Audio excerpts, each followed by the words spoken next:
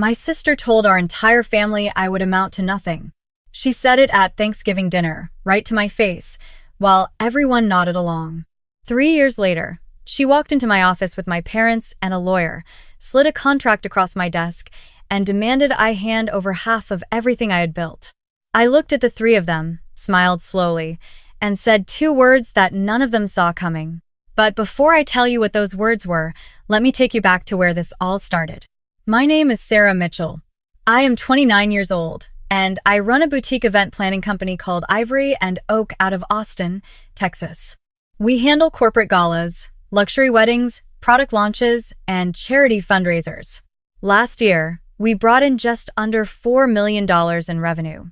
I started the company with $1,100, a secondhand laptop, and a storage unit I used as an office for the first 6 months. My sister's name is Rachel.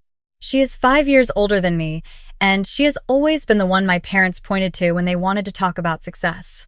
She graduated top of her class, married well, and spent years working in event marketing for a large hotel chain in Dallas. She was polished, confident, and very good at making people believe she was the most capable person in any room. What she was not good at was the actual work. 3.5 years ago, Rachel came to me with an idea. She wanted to start her own event planning business and leave the hotel chain. She had the contacts, she said. She had the industry credibility.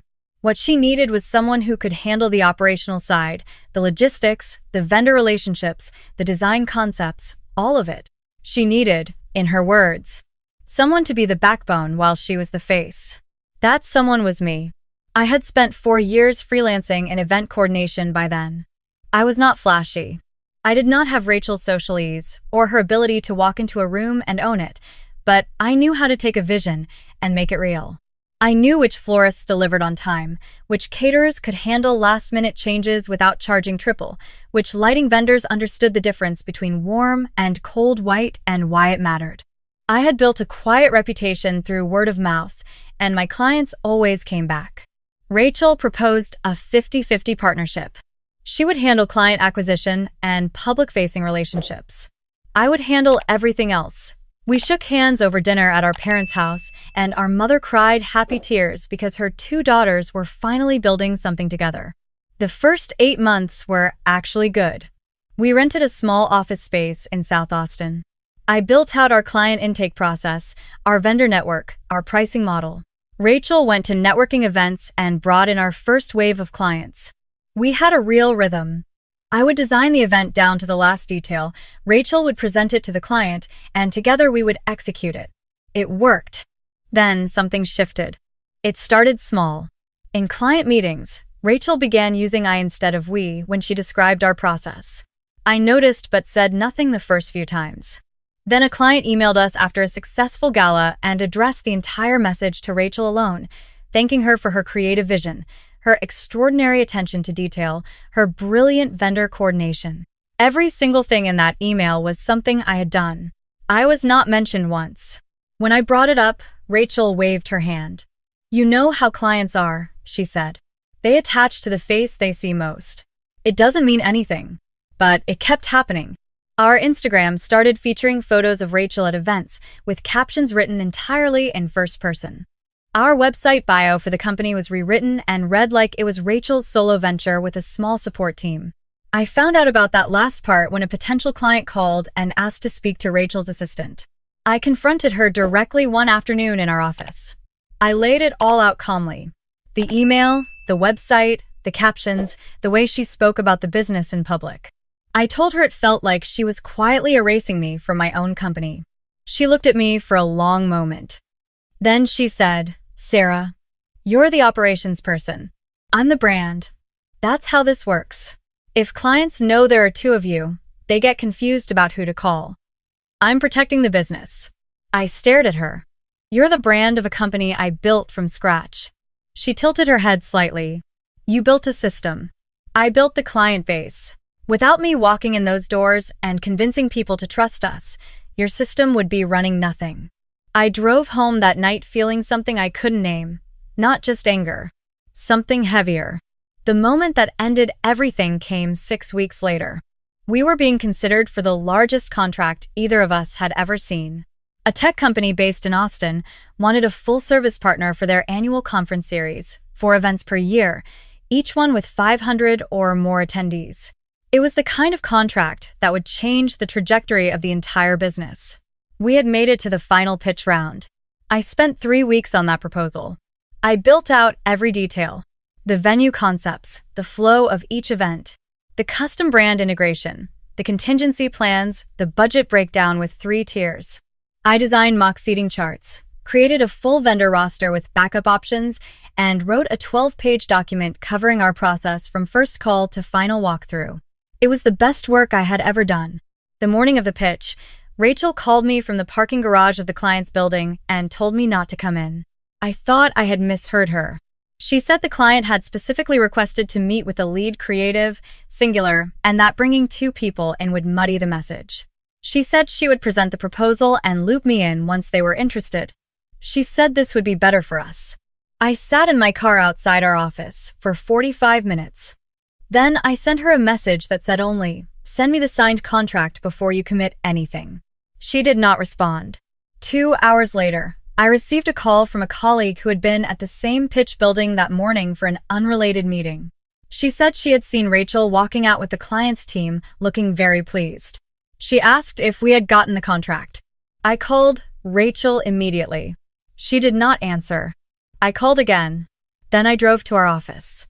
She was already there when I arrived, sitting at her desk looking calm. The signed letter of intent was open on her screen. "You got it," I said. "We got it," she said. "Whose name is on the letter of intent?" She paused just a half-second too long. "The company name." I walked around her desk and looked at the screen. The letter of intent was addressed to Sara Mitchell, lead event director, followed by our company name in smaller text below. I remember the exact feeling of that moment, like the floor had become slightly less solid under my feet. "I need you to amend that," I said quietly. She turned in her chair to face me. "Sara, this is a relationship business. The client connected with me. If we go back and say actually there are 2 of us and the other one is equally in charge, they are going to feel like we misrepresented ourselves. You misrepresented yourself. I built that proposal, and you will be running the execution. Isn't that what you wanted? To do the work?" Something in the way she said it, so steady, so reasonable, like she was explaining something obvious to someone slow, broke through whatever restraint I had left. I told her I was done. I said I was leaving the partnership and that she would need to buy out my share of everything I had built over the past year and a half. The vendor contracts, the process documents, the client intake systems. All of it had my fingerprints on every page. I expected her to argue or negotiate, or maybe even apologize. Instead, she called our mother. That evening, all 4 of us sat in my parents' living room. My mother, my father, Rachel, and me. And what followed was the most disorienting conversation of my life. Not because it was loud, but because it was quiet and certain and completely wrong. My father told me that Rachel had taken a real risk leaving her stable job to start this company, and that I needed to respect that sacrifice. My mother said that Rachel was older and had more professional experience, and that maybe I needed to trust her judgment more. Rachel sat with her hands folded and said nothing because she did not need to say anything. Our parents were saying it all for her. I looked at my father and asked him if he had read the proposal that won us the largest contract in the company's history. He said that wasn't the point. I looked at my mother and asked her if she knew what I had contributed to the business beyond what Rachel had told her. She said that family didn't keep score. I stood up. I told them I was not keeping score. I was leaving. I walked out of that house and I did not go back. Over the next 2 weeks, I formalized my exit from the partnership through a lawyer. I received a small buyout for my operational contributions that was a fraction of their actual value. I signed the papers because I wanted to be completely free of it. Rachel kept the company. She kept the tech client. She kept the vendor relationships I had cultivated. She kept everything. My parents did not call. Not when I moved into a smaller apartment to save money. Not over the following holidays. Not on my birthday. They called Rachel. She called them. I was simply no longer part of that loop. I want to tell you that I spent those months rebuilding with perfect focus and clarity. The truth is that the first few months were very hard. I took freelance work where I could find it. I second-guessed myself constantly. I had nights where I opened my laptop and could not make myself start because some part of me had absorbed what my family communicated that evening in the living room, that I was the support function, not the vision, not the leader, not the one who built things. But I had also built everything Rachel was now running, and I knew that. I started over with one client, a woman named Diana who owned a string of boutique fitness studios and needed someone to plan her annual client appreciation events. Diana was meticulous and demanding and referred me to 2 other clients within 6 months. I built a website. I registered Ivory and Oak as my own company. I created a portfolio for my freelance work and slowly, steadily, the business grew. In the 2nd year, I hired my first employee. In the 3rd year, I hired 4 more.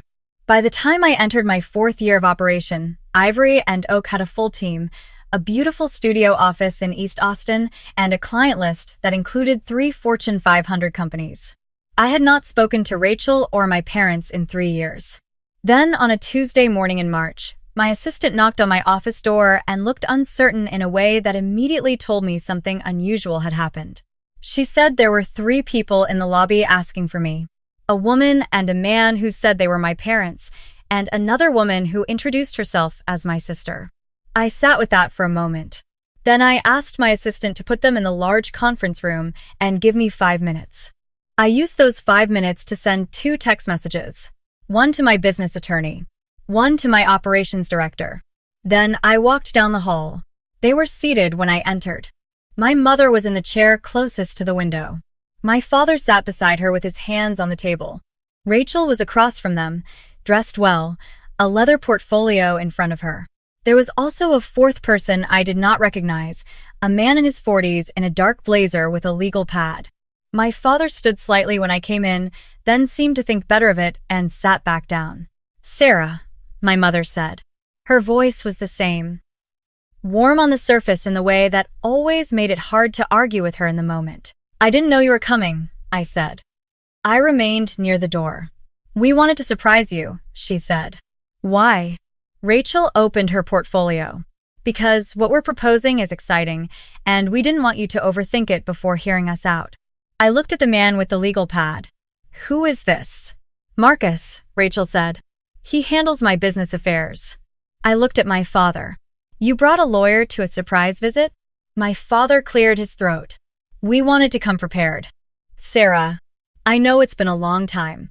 3 years, I said. My mother shifted in her chair. "We've missed you. What do you want?" Rachel slid a document across the table before anyone could answer that. A clean printed stack of papers, professionally bound. I did not pick it up. "This is a merger proposal," Rachel said. "My company and Ivory and Oak, combined under a joint brand. We would co-lead the new entity. Shared equity, shared revenue. It makes sense for both of us." I looked at the proposal without touching it. "What equity split?" Marcus answered. 60-40 in favor of your sister, given the longer operational history of her company. I repeated it back slowly. "You want 60% of a company I built from nothing, for a merger with a company I also built from nothing and then left." Rachel's expression stayed practiced and calm. "Sara, both companies have grown.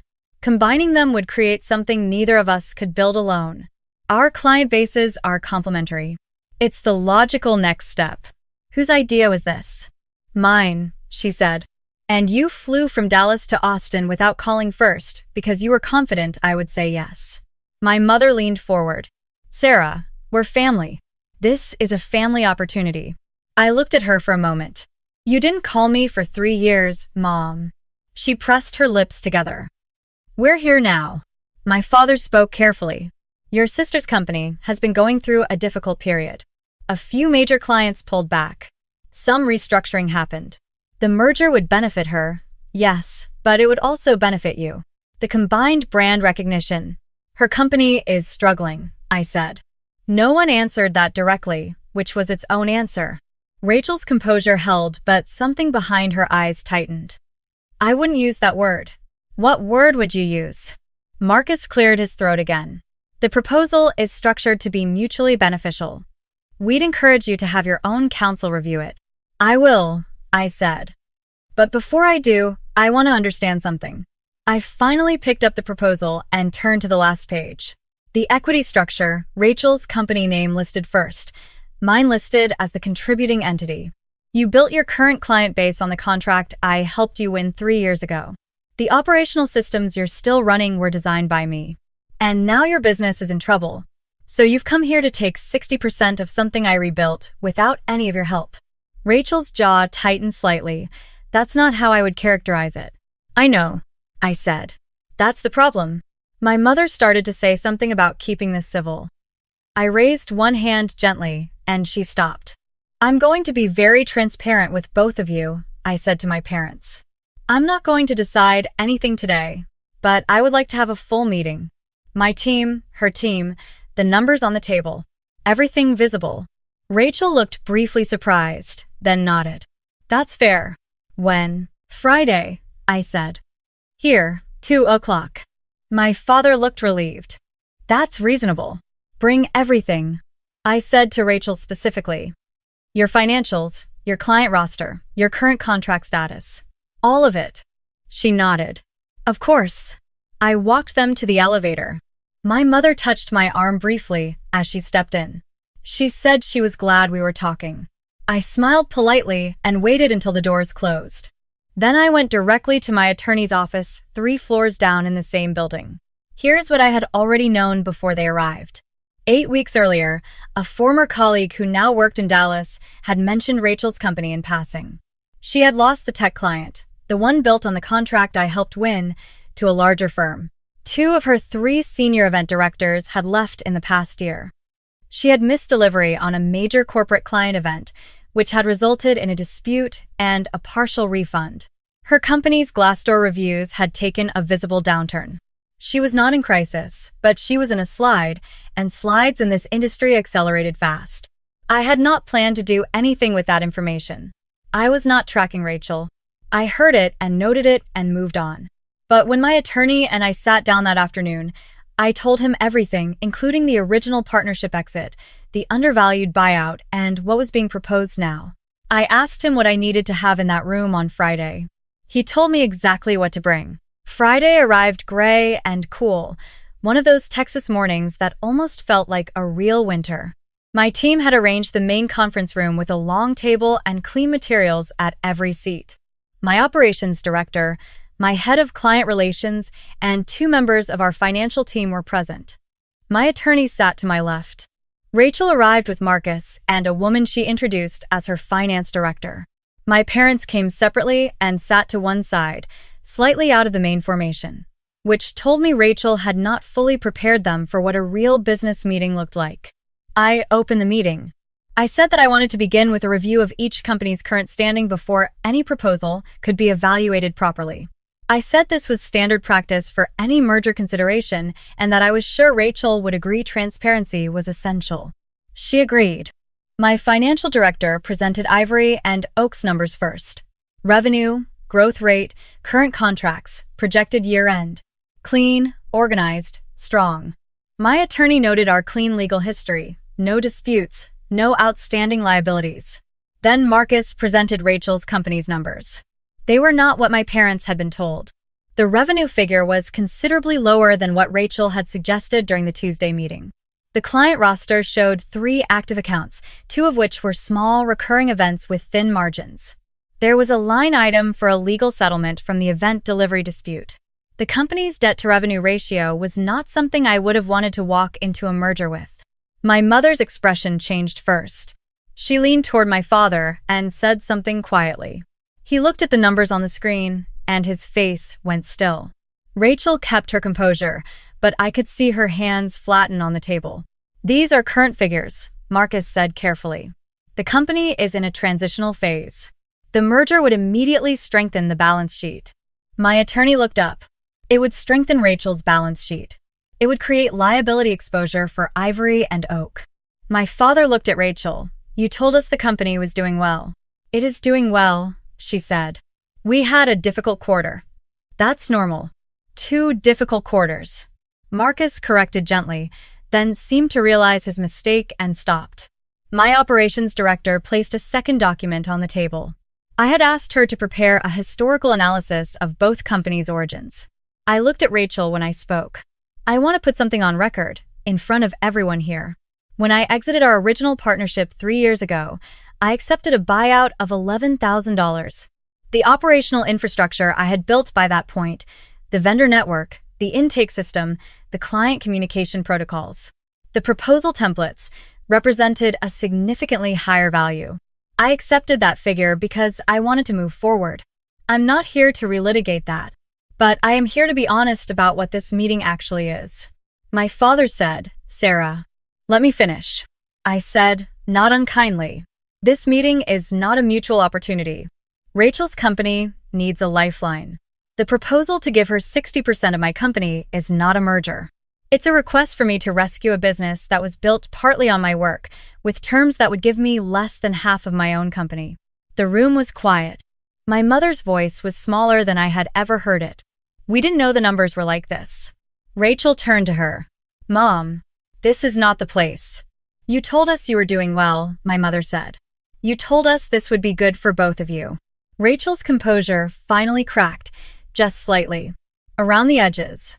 "I am doing well. We're just in a transitional period, and this would save your company," I said. Not cruelly. Just clearly. And I understand that. I understand why you're here. But I need you to understand why I'm not going to sign a 60-40 agreement that hands majority control of Ivory and Oak to anyone. Marcus looked at his legal pad. "We could discuss adjusting the equity structure. I'm not interested in a merger," I said. "That's what I want to make clear. I am not interested in combining these companies under any terms." Rachel looked at me. For a moment, the professional veneer was completely gone, and she just looked like my sister, 5 years older, sitting across a table from a situation that had not gone the way she planned. "So why did you agree to this meeting?" "Because my parents deserved to be in a room where they could see the real numbers," I said. "And because you deserve to hear my answer clearly instead of through a phone call." My father put his hands over his face briefly, then he lowered them and looked at the table. What happened next I had not fully anticipated. My mother stood up. Not to leave, but to walk around the table.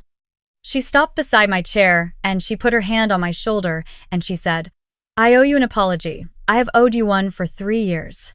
I looked up at her. "We took her side without knowing the full story," she said. "And we let you go, without even asking your version of what happened.